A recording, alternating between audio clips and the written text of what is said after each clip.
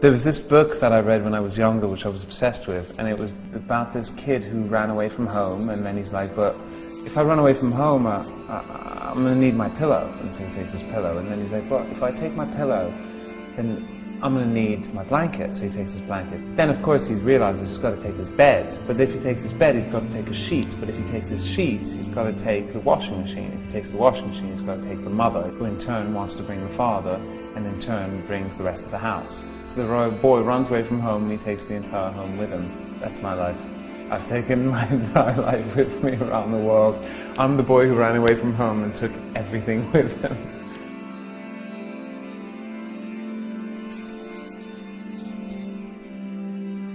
The truth is, I'm terrified of clothes. I have a phobia of clothes and also of suitcases, because I live out of suitcases. But for these shows, they were all made by Valentino, and they're kind of these one-off things that are made in the studio in Rome. Every time I wear an outfit, especially for TV, I wear it once and then I never wear it again. But if I wear a suit in a show, I can probably wear it twice, and then the thing's rotten anyway, because they're made so tight. The good thing is they look good, but the one rule is that the silhouette of every jacket is extremely traditional and really dandy. And then what you have on it is fun. Because if you have that sense of humor, you're never a snob.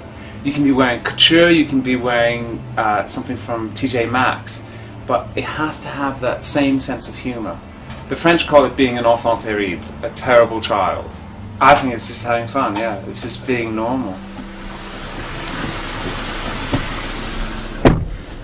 I recognize the driver. You've driven me before. You know that? I recognize your face. No comment. It's kind of hard because on the one side of it, you want to be just a musician who's going to just sing and do nothing else but just do your job that night and do the show you can, but the reality is not that. The reality is you have to do radio interviews, you have to do TV interviews, you have to do press, you have to do meet and greets. You can kind of like get down about it, but the truth is, it's kind of, you just make it more fun. You find little ways to make it a little bit less formal. All right, well, I'm very excited for your new album. It's almost here. Tell me a little bit about how you would describe it. I would describe this record as on the one hand, it's a really singer-songwriter record because it's quite acoustic, and on the other side, it's extremely melodic. It's very pop. It has that signature thing that I do, which is joyful music and really kind of ear-catching melodies with seriously almost dark, almost disturbing lyrics, and the mixture of the two is a really deadly cocktail because you're singing along and you're kind of being carried by the song way before you realize what I'm talking about, but by then it's too late. Miriam, We're doing a show tonight. at the Belasco. Yeah. Let us know, we'll give you some tickets. Just message me. My dad is Lebanese. Oh really? Yeah. Oh my god, what's going on? I know somebody who eats Lebanese food. No, that doesn't So we always find each other. So you're half Lebanese? Yeah. Lebanese are everywhere. Mm-hmm. Spectacular.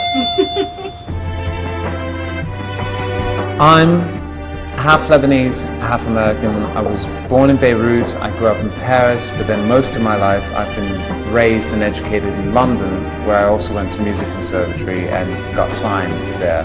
I'm part of a generation that is increasingly of the same opinion that it's not necessarily the place that we come from that gives us our identity, but the things that we make or the people that we make them with.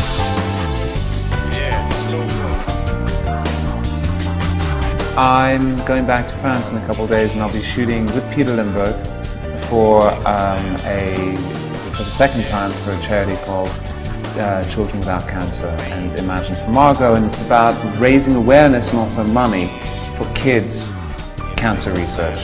There's a long way to go, and they need all the help they can get. So if I can help just a tiny bit, why not?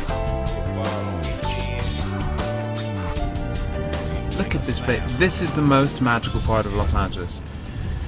Beyond all the depressing, enormous mansions. I mean, look at that. Look at the Rialto. Look at that. Which is now an Urban Outfitters, but we'll forget that. We'll just ignore the fact that it's an Urban Outfitters. And now we're on our way to the Belasco Theatre. Tonight we've got a gig there, the LA crowd can be fantastic, and sometimes they can be a little cool. Actually, every single time they're pretty great. They always get into it eventually. It just takes them a tiny bit longer than other places. They see so much. They see everything, you see. Just have to work a little harder. Now you're going to meet my tour manager, Mark. Is that a driver? Tell me he's dropping you over the back door.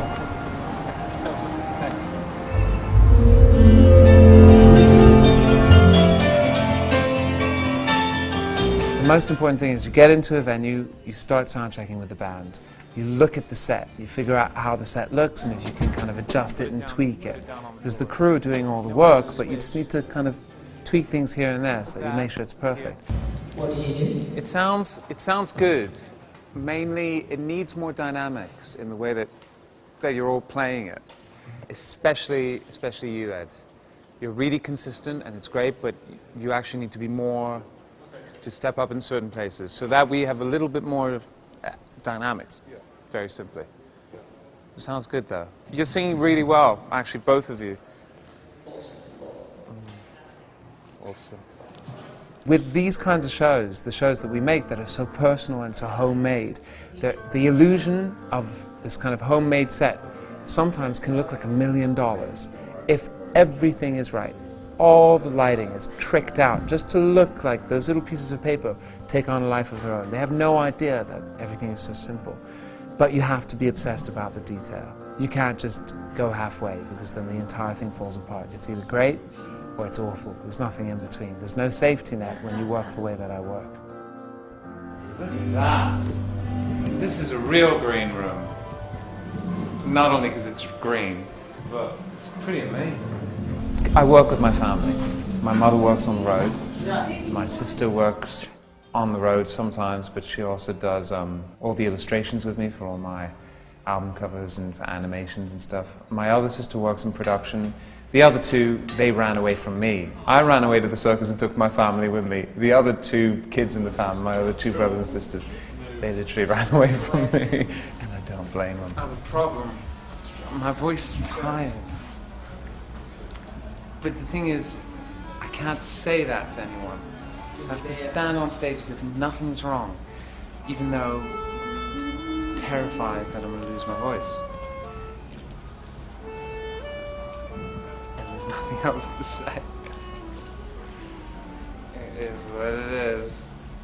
It'll be great. We're all so tired. Yeah, I know. It's hit everyone today. Big time. Come on. I never drink before a show, and if I did, I'm afraid that I would be like, I'm all white. Champagne. Champagne for Lulu. Champagne will work. Actually, you know what? It's a brilliant idea. For me, when I perform and I get a good reaction that's sincere and that is varied and that evolves over the course of a concert, there's nothing more gratifying. This is my job. It's been my job since I was 11 years old. It doesn't matter if the venue is 200 people or 2,000 people or 20,000 people. It's just, you know, it feels like what I'm supposed to be doing. And whenever I step on stage, especially when it's been a while, it's been about a year and a bit since I've been touring, I get the same feeling all over again that I got when I was 11, and that's why I do this job.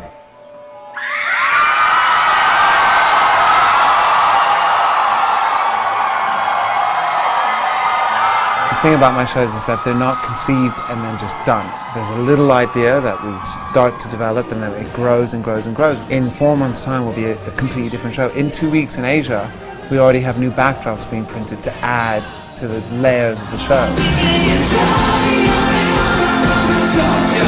And in 4 months' time, there'll be buildings flying everywhere with, like, you know, lights in them and stuff, so things develop. My voice, once I actually got on there, was alright. I was freaking out before because I couldn't find it. I was looking for it everywhere. 2 swigs of champagne. I think it was in my Dixie cup. That's where my voice was hiding. And also, in finding my voice, I also found my new favourite hat, which I stole from a fan. It's kind of amazing, I want it as much.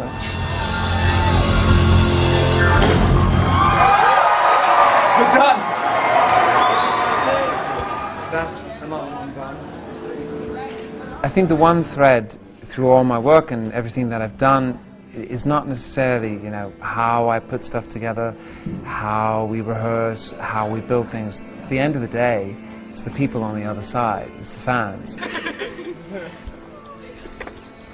They're from all over the world, they're from all over the States, they're from all different walks of life. But the one thing in common is that they're willing to kind of lose themselves in this world, and it does them the same amount of good as it does me. It's thanks to them that I'm able to do what I do. With all the work that we put in, and someone just stands in front of you and lets their defenses down at the same time as you on stage, that's what makes it all make sense. That's what makes it worth it. Good night, everybody. Thank you. Thank you, Mika. This is yours. Bye-bye. Bye-bye. Good night.